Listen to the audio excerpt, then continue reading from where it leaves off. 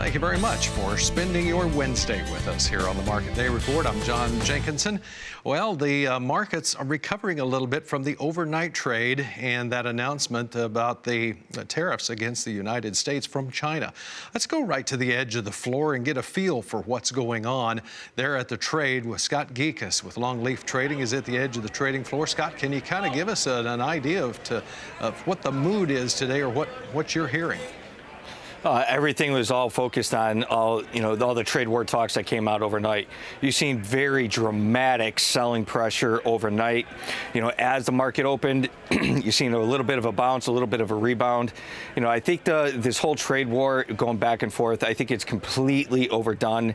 It is, adding volatility into the market, which is great for option traders if you know how to use it right way. But the soybean market in particular, China needs soybeans. Regardless of the tariffs, they need them. So the weather in South America, it's slowing harvest a little bit, but moving forward, again, they have a need for U.S. soybeans. So regardless of the tariffs, they're still going to import them. I think that the price action is starting to, realize that, with a little bit of bounce. The soybeans traded all the way down to 983 overnight. I mean, that's very significant. We opened around 991, 992, and walking up here, we were trading around 1012. So I think the market is realizing that this sell-off is a little bit overdone. A close above 1010 in the soybeans is going to be a little bit supportive. You make a very good point about China still needing soybeans and whether or not those soybeans are going to be able to come out of Brazil fast enough. It was interesting that we had some overnight sales even. Now, I will admit that some of these are split sales, some of them for delivery in 18 and 19, but it is interesting. And if you're, basically, if you're China and all of a sudden you see this opportunity for lower prices, even though you'd have to pay a 25% tariff maybe on soybeans out of the United States, if you buy them cheap enough, then you're still ahead with procuring supply, right? Yeah, and that's right. And then you mentioned, whether or not they're going to get them from, South America or the U.S. Weather in South America right now is delaying the harvest. It's slowing. With all that being said, that wet weather, they needed that wet weather, but I think it's a little bit too late for that crop to take advantage of that. So it's delaying of the planting already. So they're going to have to import, U.S. soybeans just from that aspect alone. One of the other items, and I don't know whether the trade is discussing this or not, but it's the infrastructure to be able to get those soybeans out of Brazil. Is that also a concern? Oh, that's always a concern. The infrastructure has definitely always been a concern in South America. Not to mention that the good versus poor versus excellent conditions, what they get, that's always a factor as well.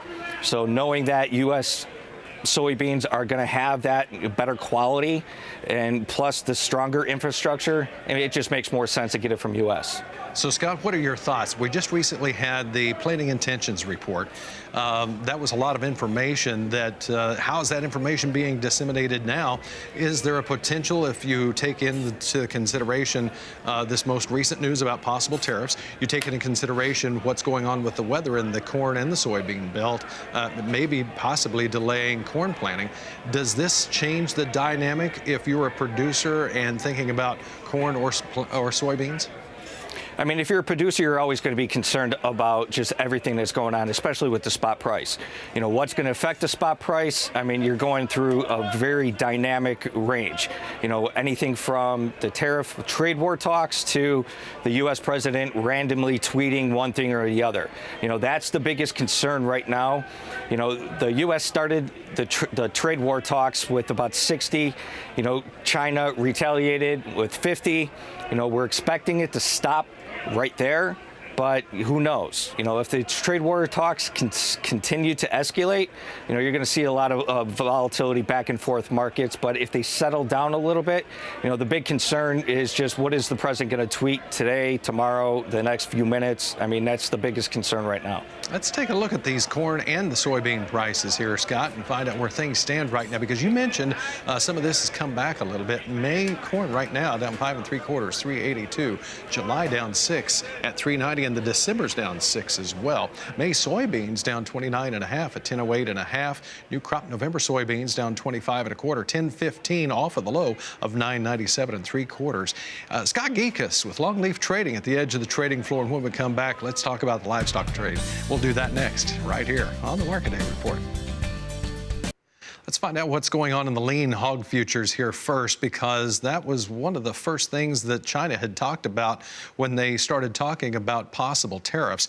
And right now we've got April up 82 at 52.50, May down 15, 61.05, but June up 50 at 72.15. July is up 30 at 73.62, and August is up 38 at $74.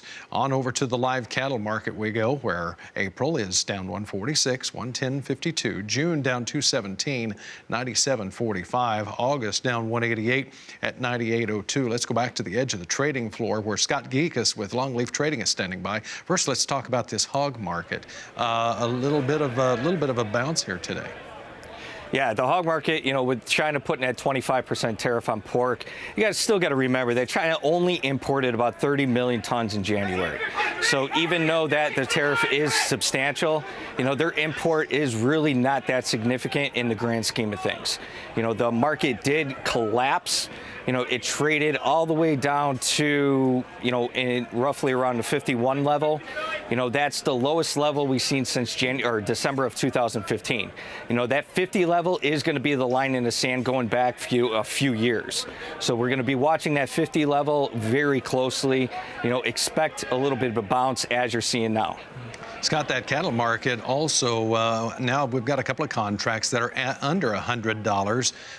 Is that a line in the sand as well? Yeah, you would think, but what's really interests me about the cattle market is China doesn't import that much cattle or beef prices, with beef. So, the trade war talks, I think it's a lot overdone. The cutoff values still come in a little bit lighter. The slaughter rate did come down in significantly. You've seen heavy selling pressure overnight, adding to the collapse of this market. We did fill that gap from around 10.2 from last year. So we expect a little bit of bounce here, but we're going to stay positive above 112. We need to close above 112. Is it possible that that oversold condition will exist here for some time? There are some that are saying that maybe that market was oversold already. Yeah, I think the big thing is all these trade war talks. If the big concern with the beef prices particularly is that if China still escalates these trade war talks, they're expecting to slow the economy. So if it slows the economy, then there's going to be less people going to the store and buying beef. I think that's really the main concern, but I think it's overdone right now. What else are you hearing on the floor today with all of this news hitting the floor? Because we can tell in the background it's a pretty active day today.